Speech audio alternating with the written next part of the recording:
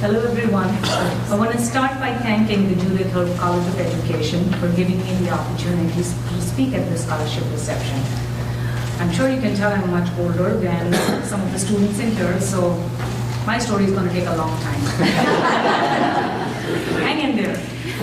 Before I do start, I want to reiterate what Tara said about getting scholarships. I'm here a recipient of 2 scholarships, so the message is very important. Please make sure you apply for every scholarship that you can.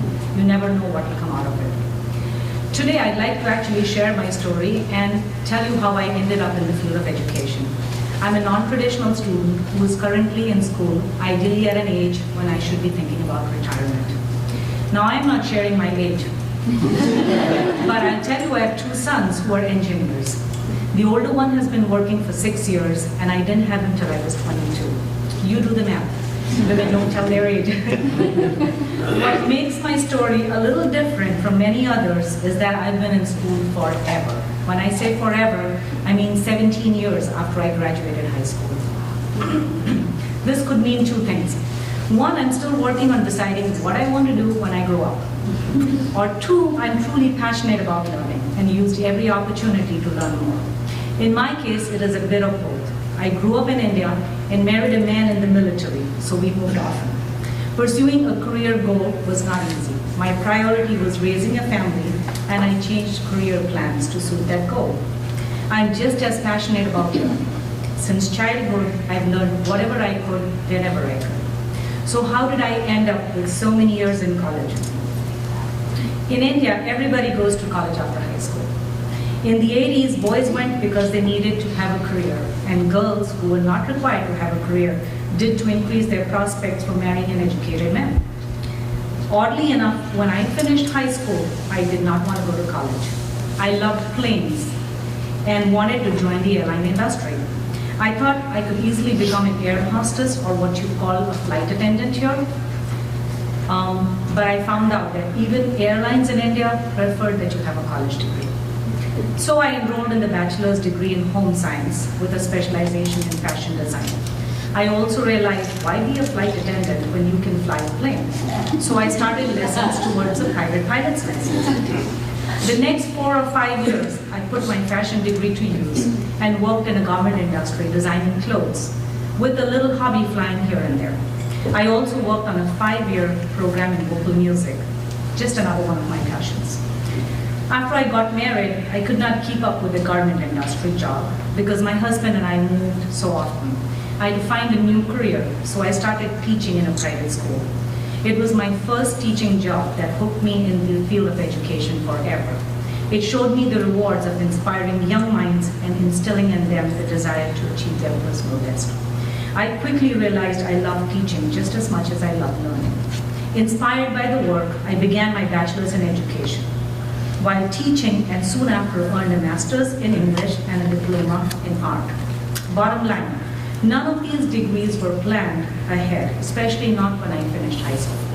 As we moved to places, I picked different teaching assignments, science, English, music, art, and used the opportunity to learn more. I've been in education now for 20 years as a teacher and now an administrator. I taught in India for 7 years, and I'm completing 14 years as an employee in the Toledo public schools. The experiences of teaching in the 2 countries have been very different.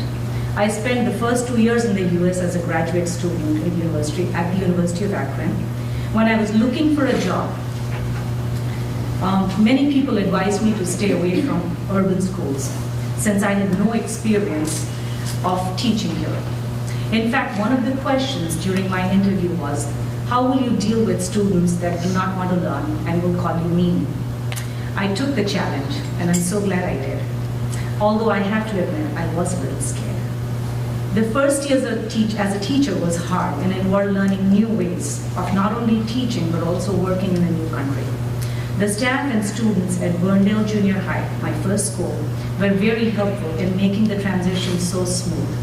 Interestingly, while I taught 7th, 8th graders home economics, or family consumer sciences as you call it, they taught me how to adapt to this country and how to pronounce words the American way. My experiences helped me realize numerous things. First, students across the globe are similar in many ways. It is important to establish a relationship with them before trying to teach them. My goal as a teacher remained the same, whether in India or in the US. I worked at inspiring my students to be hard workers and instilling in them the love for learning.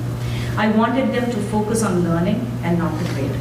I believe if you enjoy what you learn and are immersed in it, the grades will follow anyway. Second, no learning is ever wasted. One should keep learning because you never know where and when you will use that. When I completed my degrees in education and English many years back, I did not know how important they would be in helping me live in the US. It is due to these 2 degrees that I was able to get a licensure in English and Family Consumer Sciences and retain my position in the school district. Lastly, one should never stop learning. I'm not suggesting going back to school like I did. I mean, attend in services, workshops, or even read on your own. Thanks to internet, we have access to an abundance of information so we can teach ourselves anything we want today. I'm a lifelong learner by choice, but in this day and age, I don't think it's an option anymore. Regardless of the field, advancements in technology and communication are changing the way we live and work. If it is our job in education to prepare students for the real world, we must learn with our students, accepting the fact that they will learn faster than us. I would like to end by sharing my career goals.